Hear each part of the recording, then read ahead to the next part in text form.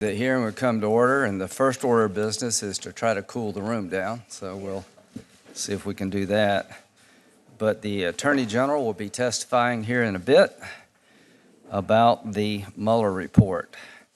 And I want to thank him for coming to the committee and giving us an explanation as to the actions he took and why he took them regarding the Muller Report. And here's the good news. Here's the Muller Report. You can read it for yourself. It's about 400 and something pages.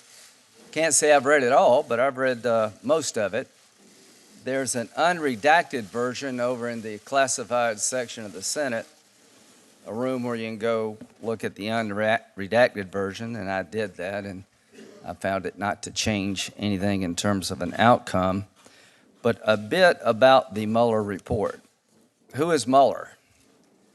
For those who may not know, I don't know where you've been, but you may not know, that Bob Mueller has a reputation in this town and throughout the country as being an outstanding lawyer and a man of the law. He was the FBI director. He was the Deputy Attorney General. He was in charge of the Criminal Division at the Department of Justice. He was a United States Marine, and he has served his country in a variety of circumstances, long and well. For those who took time to read the report, I think it was well written, very thorough. And let me tell you what went into this report.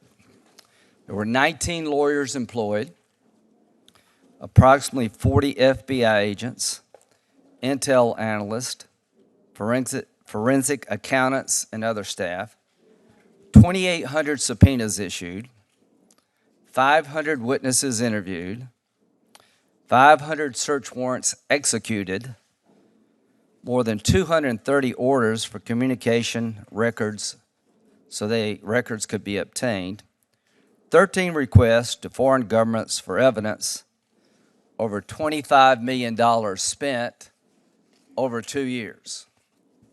We may not agree on much, but I hope we can agree that he had ample resources, took a lot of time, and talked to a lot of people.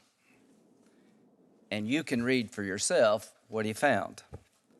The Attorney General will tell us a bit about what his opinion of the report is. In terms of interacting with the White House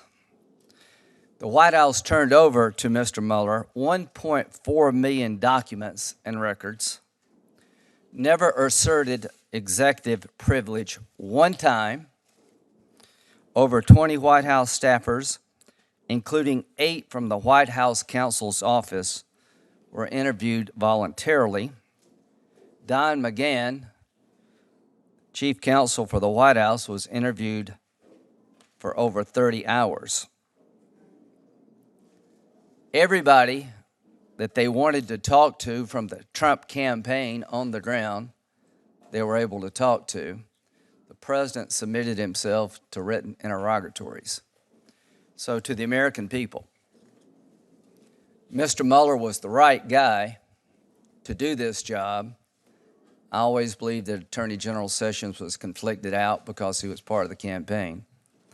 He was the right guy with ample resources, and the cooperation he needed to find out what happened was given, in my view. But there were 2 campaigns in 2016, and we'll talk about the second one in a minute. So what have we learned from this report? After all this time and all this money, Mr. Mueller and his team concluded there was no collusion. I didn't know. Like many of you here, on the Republican side, we all agreed that Mr. Mueller should be allowed to do his job without interference. I joined with some colleagues on the other side to introduce legislation to protect the special counsel, that he could only be removed for cause. He was never removed. He was allowed to do his job. So no collusion, no coordination, no conspiracy between the Trump campaign and the Russian government regarding the 2016 election. As to obstruction of justice, Mr. Muller left it to Mr. Barr to decide after 2 years and all this time. He said, Mr. Barr, you decide. Mr. Barr did. There are a bunch of lawyers on this committee, and I will tell you the following. You have to have specific intent to obstruct justice. If there's no underlying crime, pretty hard to figure out what intent might be if there was never a crime to begin with. The president never did anything to stop Mueller from doing his job. So I guess the theory goes now, okay, he didn't collude with the Russians and he didn't specifically do anything to stop Mueller, but attempted obstruction of justice of a crime that never occurred, I guess is sort of the new standard around here. We'll see if that makes any sense. To me, it doesn't. Now, there's another campaign. It was the Clinton campaign. What have we learned from this report? The Russians interfered in our election. So can some bipartisanship come out of this? I hope so. I intend to work with my colleagues on the other side to introduce the Deter Act and to introduce legislation to defend the integrity of the voting system. Senator Durbin and I have legislation that would deny anyone admittance into the United States a visa through the immigration system if they were involved in interfering in an American election. I'm working with Senator Whitehouse and Blumenthal to make sure that if you hack into a state election system, even though it's not tied to the internet, that's a crime. I would like to do more to harden our infrastructure because the Russians did it. It wasn't some 400-pound guy sitting on a bed somewhere. It was the Russians. And they're still doing it. And it could be the Chinese. It could be somebody next. So my takeaway from this report is that we've got a lot of work to do to defend democracy against the Russians and other bad actors. And I promise the committee we will get on with that work, hopefully in a bipartisan fashion. The other campaign. The other campaign was investigated not by Mr. Mueller, by people within the Department of Justice. The accusation against Secretary Clinton, was that she set a private server up somewhere in her house and classified information was on it to avoid the disclosure requirements and the transparency requirements required of being Secretary of State. So that was investigated. What do we know? We know that the person in charge of investigating hated Trump's guts. I don't know how Mr. Mueller felt about Trump, but I don't think anybody on our side believes that he had a personal animosity toward the president to the point he couldn't do his job. This is what Strzok said on February the 12th, 2016. Now, he's in charge of the Clinton email investigation. Oh, Trump's abysmal. I keep hoping the charade will end and people will just dump him. February the 12th, 2016. Page is the Department of Justice lawyer assigned to this case. March 3rd, 2016. God, Trump is a loathsome human being. Strzok. Oh my God, Trump's an idiot. Page, he's awful. Strzok. God, Hillary should win $100 million to nothing. Compare those two people to Mueller. March 16th, 2016. I cannot believe Trump is likely to be an actual serious candidate for president. July the 21st, 2016.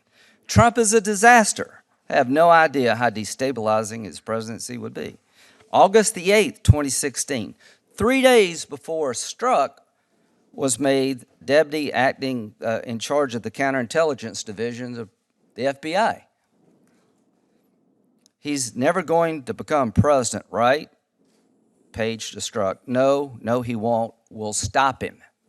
These are the people investigating the Clinton email situation and start the counterintelligence investigation of the Trump campaign. Compare them to Mueller. August the 15th, 2016. Strzok.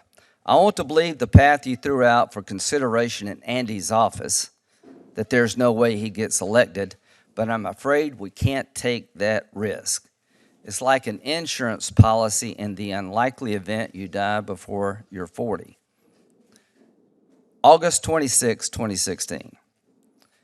Just went to the Southern Virginia Walmart. I could smell the Trump support. October the 19th, 2016. Trump is a fucking idiot. He's unable to provide a coherent answer. Sorry to the kids out there. These are the people that made a decision that Clinton didn't do anything wrong, and a counterintelligence investigation of the Trump campaign was warranted. We're going to, in a bipartisan way, I hope, deal with Russia. But when the Muller Report is put to bed, and it soon will be, this committee is going to look long and hard at how this all started. We're going to look at the FISA warrant process. Did Russia provide Christopher Steele the information about Trump that turned out to be garbage that was used to get a warrant on an American citizen? And if so, how did the system fail? Was there a real effort between Papadopoulos and anybody in Russia to use the Clinton emails stole by the Russians, or was that thought planted in his mind? I don't know, but we're going to look. And I can tell you this, if you change the names, y'all would want to look too. Everything I just said, just substitute Clinton for Trump. And see what all these people with cameras would be saying out here about this. As to cooperation in the Clinton investigation, I told you what the Trump people did. I'll tell you a little bit about what the Clinton people did. There was a protective order for the server issued by the House, and there was a request by the State Department to preserve all the information on the server. Paul Gambetta, after having the protective order, used a software program called BleachBit to wipe this email server clean. Has anybody ever heard of Paul Gambetta? No. Under a protective order from the House to preserve the information, under a request from the State Department to preserve the information on the server, he used a BleachBit program to wipe it clean. What happened to him? Nothing. 18 devices possessed by Secretary Clinton she used to do business as secretary. How many of them were turned over to the FBI? None. 2 of them couldn't be turned over because Judith Casper took a hammer and destroyed 2 of them. What happened to her? Nothing. So the bottom line is, we're about to hear from Mr. Barr the results of a 2-year investigation into the Trump campaign, all things Russia, the actions the president took before and after the campaign, $25 million, 40 FBI agents. I appreciate very much what Mr. Mueller did for the country. I have read most of the report. For me, it is over. Senator Feinstein.